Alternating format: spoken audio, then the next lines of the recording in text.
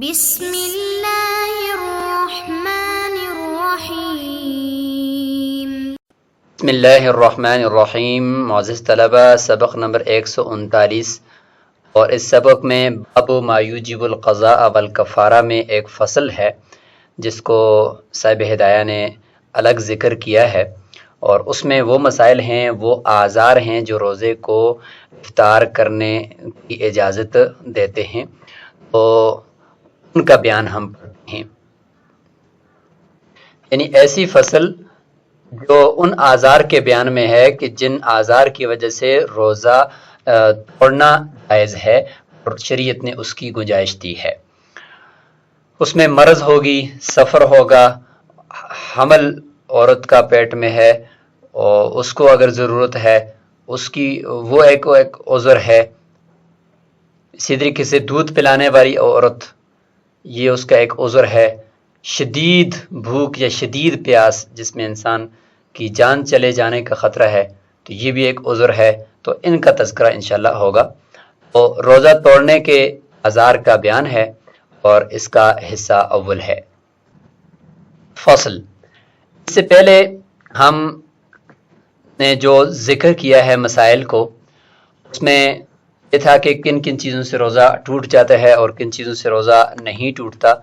تو یہ ان کا بیان تھا۔ اس میں ایک چیز کا یہاں پہ اضافہ کرنا مقصود ہے کہ جدید مسائل میں اگر دیکھا جائے تو یہ تو مرد کے شرمگاہ یعنی اعلیٰ تناسل کے اندر اگر دوائی ٹپکائی جائے تو روزہ نہیں ٹوٹتا، لیکن اگر عورت کی شرمگاہ میں دوائی ڈالی جائے تو اس سے روزہ اس کا ٹوٹ جائے گا، یا لیڈی ڈاکٹر اس کے یعنی حمل کو چیک کرنے کے لیے یا اس کو دیکھنے کے لیے جو مشین اندر داخل کرتے ہیں، بعض مرتبہ ہاتھ داخل کرتی ہیں، اس کے ساتھ لیکوڈ اور تری والی دوائی ملائی جاتی ہے، تو اس سے عورت کا روزہ بہرحال فاسد ہو جائے گا۔ اسی طریقے سے انجیکشن لگانے سے، چاہے رگ کا ہو یا گوشت کا ہو، اس سے بھی روزہ فاسد نہیں ہوتا۔ سرجری کرواتے ہیں تو سرجری اگر ٹانگ کی ہے، پاؤں کی ہے، کسی اور ایسی جگہ کی جس سے دماغ اور پیٹ کے اندر دوائی نہیں پہنچتی یا اثر نہیں پہنچتا، تو اس سرجری سے بھی روزہ فاسد نہیں ہوگا۔ اس طریقے سے ڈرپ لگانے سے وہ بھی چونکہ رگ کے اندر لگتی ہے تو وہ مسام کے ذریعے سے اس کا اثر جسم پر پہنچتا ہے،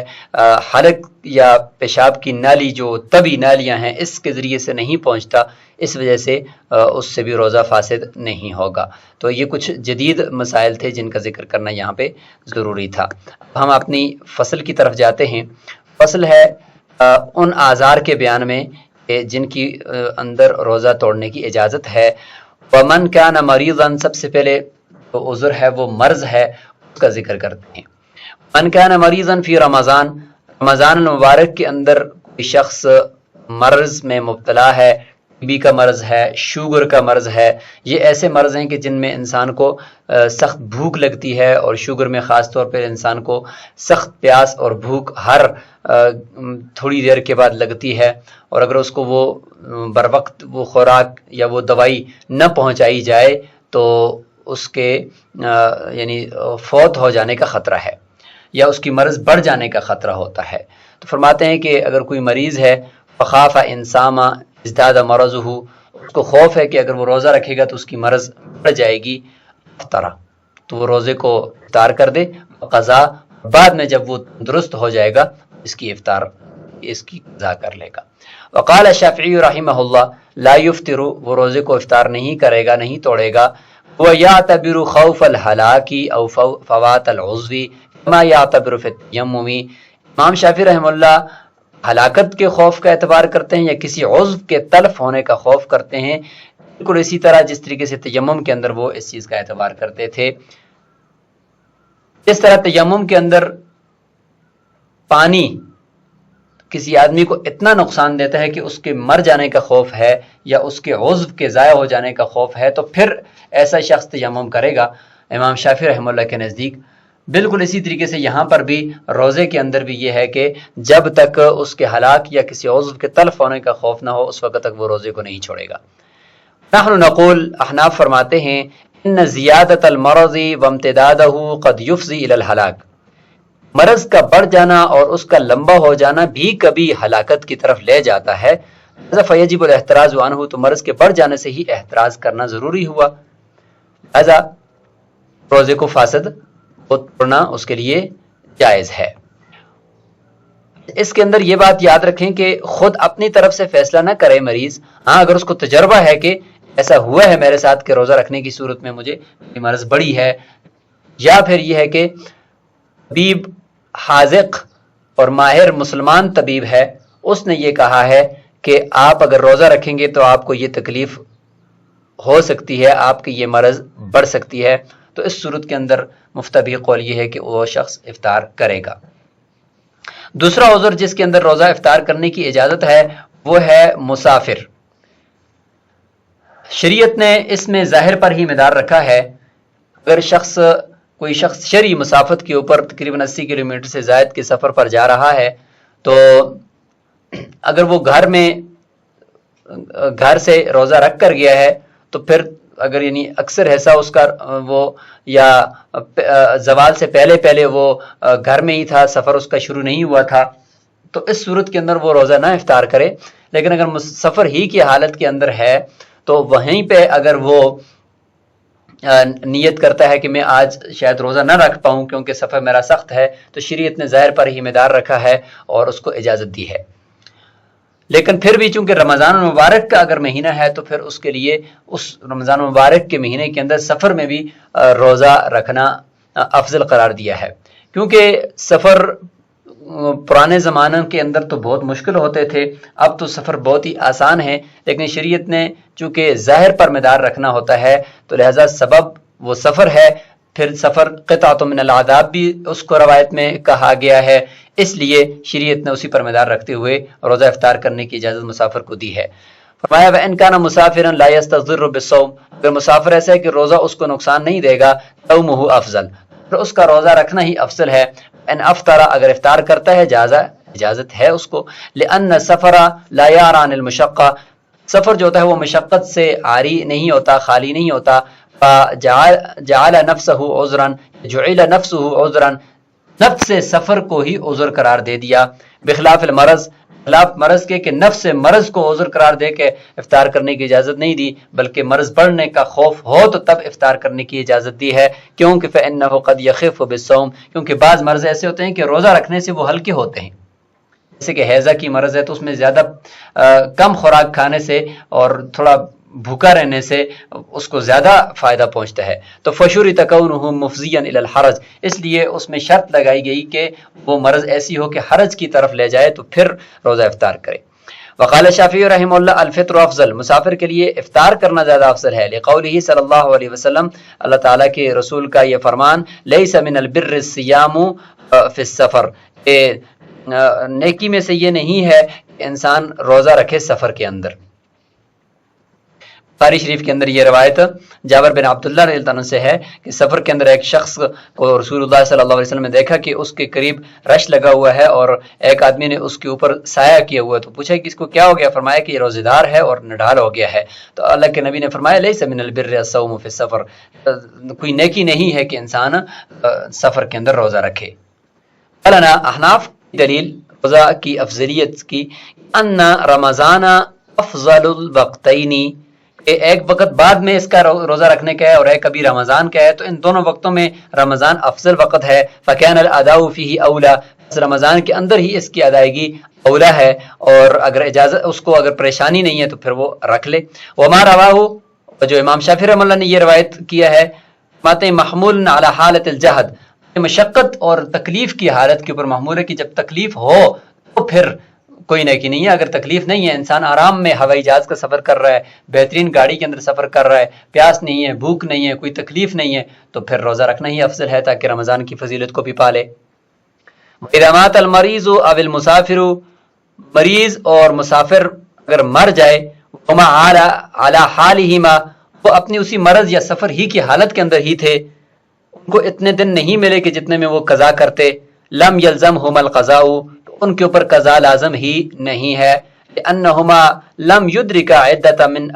من ایام اخر، یہ تو پایا ہی نہیں ہے، قرآن میں یہ تھا نا کہ ومن کان مریضا او علی سفر عدۃ من ایام اخر، وہ انہوں نے پائے ہی نہیں ہے. جب وہ دن ہی نہیں پائے جن کے اندر قضا کرتے تو لہٰذا ان کے اوپر قضا ہی نہیں ہے اور کچھ بھی ان کا مواخذہ نہیں ہوگا اللہ تعالیٰ کے نزدیک. وَلَوْ صَحَّ الْمَرِيضُ اگر ایسا ہوا کہ مریض وہ تندرست ہو گیا تھا، اقام المسافر اور مسافر وہ مقیم ہو چکا تھا، ثم ماتا پھر وہ مرے ہیں، تو فرماتے ہیں کہ لزمہما القضاء ان کے اوپر قضا لازم ہے اتنی دنوں کی، بقدر صحت والاقامہ تندرستی کے دنوں کی بقدر اور مقیم ہونے کے دنوں کی بقدر. یعنی اگر سفر کے اندر 10 دن رہا، 10 دن کے روزے اس کے ضائع ہو گئے، یا مرض اس کی 10 دن رہی اور 10 دن کے روزے اس کے ذمہ باقی تھے، پھر جب وہ تندرست ہوئے، صرف 5 دن تک وہ تندرست ہوا یا 5 دن تک مسافر مقیم رہا اور پھر مر گیا، تو اب ان کے اوپر جو لازم ہے روزے وہ 5 ہی دنوں کے، کیونکہ یہی 5 دن ہی ان کو ایام اخر کے اندر ملے تھے جن کے اندر یہ قضا کرتے، اور تو ملے ہی نہیں تھے، لہذا صرف 5 دن کی ان کے اوپر جو ہے وہ قضا ضروری ہے، اس کا فدیہ دینا پڑے گا اور باقی جو ہے وہ ان سے ساقط ہو جائیں گے. لوجود الادراکی بہذا المقدار صرف اتنی ہی مقدار انہوں نے پائی ہے. وفائدتہ پھر فائدہ کیا ہوگا، وہ تو فوت ہو چکے ہیں. فرماتے وجوب الوصیۃ بالاطعام مرنے سے پہلے ان کو وصیت کرنا واجب ہے کہ میری طرف سے فدیہ لوگوں کو کھانا کھلاؤ، یعنی فدیہ دینا ضروری ہے. وذکر الطحاوی رحمہ اللہ خلافا فیہ بین ابی حنیفہ و ابی یوسف و بین محمد رحمہ اللہ. امام طحاوی رحمہ اللہ نے شیخین اور امام محمد رحمہ اللہ کے بیچ میں اس مسئلے کے اندر اختلاف نقل کیا ہے کہ اس میں شیخین ایک طرف ہیں اور وہ فرماتے ہیں کہ اگر ایک دن بھی ان کو مل گیا ہے تندرستی کا اور اقامت کا تو اس صورت کے اندر تمام کے تمام روزے وہ ان کے اوپر لازم ہو جائیں گے اور ان کا فدیہ دینا پڑے گا. اور امام محمد رحمہ اللہ فرماتے ہیں کہ نہیں، جتنے دن ان کو ملے ہیں اتنے دن کی بقدر ہی لازم ہوگا. یہ اختلاف ذکر کیا ہے امام حاوی رحمہ اللہ نے، لیکن صاحب ہدایہ فرماتے ہیں کہ لیس بصحیح، یہ اختلاف اس مسئلے کے اندر ذکر کرنا درست نہیں ہے. ہاں ہے پھر یہ اختلاف، انما الخلاف فی النظر، یہ اختلاف نظر کے اندر ہے. کسی نے مرض کی حالت میں، سفر کی حالت میں نظر مانی کہ میرے ذمہ اتنے روزے میں رکھوں گا، اپنے اوپر لازم کر دیا، 10 روزوں کا کہا مثلا، پھر اس کے بعد اس کو 5 دن ملے یا 2 دن ملے، مقیم ہو گیا یا تندرست ہو گیا، اس کے بعد مر گیا، تو شیخین فرماتے ہیں کہ اب مکمل 10 دنوں کے روزوں کا فدیہ اس کی وصیت کرنا اس کے اوپر لازم ہے اگرچہ 2 دن ملے ہیں. اور امام محمد رحمہ اللہ فرماتے ہیں کہ نہیں، جتنے دن ملے اتنی کی بقدر اس کے اوپر لازم ہوگا، باقی لازم ہی نہیں ہوگا. ایسا صاحبین یہاں پہ شیخین یہاں پہ فرق کیوں کرتے ہیں؟ مسافر اور مقیم کے جو فرض روزے ہیں ان میں تو وہ بھی یہی کہہ رہے تھے کہ جتنے دن ملے ہیں اتنے کی بقدر ہی اس کے اوپر فدیہ لازم ہے، اور نظر کے اندر فرماتے ہیں کہ نہیں، 2 دن بھی ملیں لیکن مکمل 10 دنوں کا اس کے اوپر فدیہ لازم ہوگا. وجہ فرق فرماتے ہیں والفرق لہما ان النذر سبب، کیونکہ نظر ماننا ہی ان 10 روزوں کا سبب ہے. 10 روزوں کا سبب نظر ماننا ہے، یعنی تندرستی اور مقیم ہونے کے دنوں کا پا لینا یہ سبب نہیں ہے. یہاں پہ جب نظر ماننا ہی اس کا سبب تھا تو فیظہر الوجوب فی حق الخلف، لہٰذا نظر مانتے ہی سبب پایا گیا تو آگے اگرچہ اس نے پورے دن نہیں پائے، لہٰذا اس کا جو خلیفہ ہے، یعنی خلف اگر ہم اس کو کہیں، یعنی خلیفہ جو ہے فدیہ، اس کے حق میں یہ وجوب ظاہر ہو جائے گا. وفی ہذہ المسئلہ، یہاں پر یہ رمضان کے روزوں کا مثلا جو مسئلہ ہے، اس کے اندر دیکھا جائے تو السبب ادراک العدہ، اس میں تو جو سبب ہے وہ دنوں کا پانا، یعنی من ایام اخر، تندرستی اور مقیم ہونے کے دنوں کا پانا، جتنے دن پائے گا اسی کی بقدر وہ سبب بنیں گے اس کے ان روزوں کے، تو وہ سبب ہے، تو وہ جتنا دن ہوں گے تو اسی کی بقدر ہوگا. فیتقدر بقدر ما ادرکا، جتنی دنوں کو وہ پائے گا اسی کی بقدر وہ اس کے اوپر وہ فرض روزے بھی لازم ہو جائیں گے. تو یہ ہے فرق شیخین کے نزدیک. اور قضاء رمضان ان شاء فرقہ و ان شاء تابعہ، اگر کوئی شخص رمضان کی قضا کرتا ہے، اس سے روزے رہ گئے تھے اب ان کو پڑھتا ہے، تو یعنی ان روزوں کی قضا کرتا ہے، تو کیا ایک ساتھ کرے یا جدا جدا کر کے کبھی درمیان میں وقفہ بھی کرے. فرماتے ہیں کہ رمضان کے روزوں کی قضا چاہے تو وہ جدا جدا کر کے کرے, ایک روزہ رکھے پھر 2 دن وقفہ کرے پھر رکھے, یا یہ کہ تابع کر کے تابع ہو یعنی مطابعت کے ساتھ رکھے, لگاتار رکھے. لإطلاق النص, نص مطلق ہے کہ اگر کسی سے روزہ رہ جائیں تو فائدۃ من ایام اخر, اس میں یہ نہیں ہے کہ لگاتار رکھے. لیکن المستحب المتابعۃ, لیکن مستحب یہ ہے کہ لگاتار رکھنا ہے. مسارعۃ لاسقاط الواجب, واجب کو اپنے ذمہ سے ساقط کرنے کے لیے جلدی کرنا اس میں پایا جاتا ہے. وان اخرہ, اگر اس نے اس روزوں کو مؤخر کر دیا, حتی دخل رمضان آخر, دوسرا رمضان اس میں داخل ہو گیا اور ابھی تک اس نے پچھلے رمضان کے روزوں کی قضا نہیں کی, تو اب کیا اس دوسرے رمضان کے روزے بھی رکھے؟ فرماتے ہیں صام الثانیہ, دوسرے رمضان کے روزوں کو رکھے, کیونکہ لأنہ فی وقت ہی, اب یہ ان کے اس کا وقت شروع ہو چکا ہے اور اس کے وقت میں یہ داخل ہو چکا ہے. وقضى الاول یعد بعدہ, اور پہلے رمضان کے روزوں کی جو قضا رہتی ہے وہ پھر اس رمضان کے بعد رکھے. لأنہ وقت القضاء, اس لیے کہ رمضان کے بعد پھر وہ قضا کا وقت شروع ہو جائے گا. رمضان جو ابھی آ گیا ہے اس کو پہلے رکھے گا, اس کے اندر نہیں رکھ سکتا. ولا فدیۃ علیہ, لیکن دوسرا رمضان آ جانے کی وجہ سے پہلے رمضان کے روزوں کا فدیہ اس کے اوپر لازم نہیں ہوگا کہ بس فدیہ دے دے کیونکہ اب دوسرا رمضان آ گیا اب قضا نہ کرے, نہیں. لأن وجوب القضاء علی التراخی, کیونکہ ویسے بھی قضا کی جو وجوب ہے وہ تراخی پر ہے کہ بعد میں ہی رکھنے ہیں, ضروری نہیں کہ فوری طور پر قضا ہوا اور ادھر سے فوری طور پر اس کو رکھ دیا, ایسا نہیں ہے, بلکہ تراخی ہے. حتی کان لہ ان یتطوع, یہاں تک کہ اس کے لیے یہ بھی اجازت ہے کہ دوسرے یعنی جب اس کے پاس رمضان کے بعد دن آگے تھے تو وہ پہلے نفل رکھے, نفل روزے بھی رکھ سکتا ہے, اس کے بعد قضا رکھے, تو کوئی لازم نہیں ہے. دوسرے رمضان کے بعد بھی وہ پہلے نفل رکھے پھر قضا رکھے, کیونکہ قضا کا جو وجوب ہے وہ تراخی پر ہے, یعنی تاخیر بھی اس میں اجازت ہے. الحامل والمرضع اذا خافتا على انفسهما او ولديهما افطرتا وقضاتا, حاملہ عورت ہے یا دودھ پلانے والی عورت ہے, ان دونوں کو بھی اگر ضرورت ہو اور ان کو خوف ہو اپنے نفس کے اوپر, اگر ہم روزہ رکھیں گی تو شاید ہلاک ہو جائیں یا مریض ہو جائیں, یا بچے جو پیٹ کے اندر ہے یا گود میں ہے ان بچوں کے اوپر ان کو خوف ہے کہ ہم روزہ رکھیں گی تو دودھ نہیں ہوگا تو بچے کو کیا پلائیں گے, تو افطرتا, ان کو بھی شریعت نے اجازت دی ہے کہ وہ افطار کریں, قضاتا, اور بعد میں اس روزے کی قضا کر لیں. دفعا للحرج, حرج کو دور کرنے کے لیے. لا کفارۃ علیہما, کفارہ ان پہ لازم نہیں ہوگا. لأنہ افطار بعذر, کیونکہ یہ عذر کی وجہ سے افطار کرنا ہے. ولا فدیۃ علیہما, لیکن ان کے اوپر فدیہ نہیں ہوگا, یعنی قضا بھی کریں اور قضا کے ساتھ ساتھ فدیہ بھی ادا کریں. فدیہ احناف کے نزدیک نہیں ہے, خلاف للشافعی رحمہ اللہ, سوائے امام شافعی رحمہ اللہ کے, فیما, اس صورت کے اندر, اذا خافت علی الولد, جس صورت میں وہ اس کو اپنے بچے کے اوپر خوف ہے کہ میرا روزہ رکھنے سے میرے بچے کو نقصان پہنچنے کا خدشہ ہے, تو اس صورت کے اندر وہ فدیہ بھی دے گی اور قضا بھی رکھے گی. لیکن جہاں پر اس کو اپنے نفس پر خوف ہے تو اس صورت کے اندر فدیہ لازم نہیں قرار دیتے امام شافعی رحمہ اللہ. وہ یا تبرہ بالشیخ الفانی, وہ قیاس کرتے ہیں اس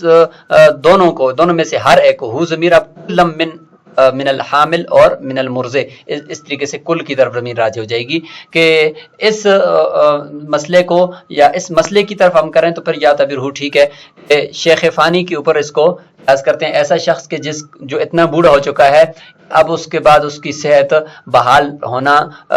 یعنی مشکل ہے, تو اس شخص کے لیے شریعت نے اجازت دی ہے کہ وہ روزہ نہ رکھے اور اس کی طرف سے فدیہ دے دیا جائے, جیسے ابھی آگے ذکر آ رہا ہے. تو اسی طریقے سے یہاں پہ حاملہ عورت ہے اور یا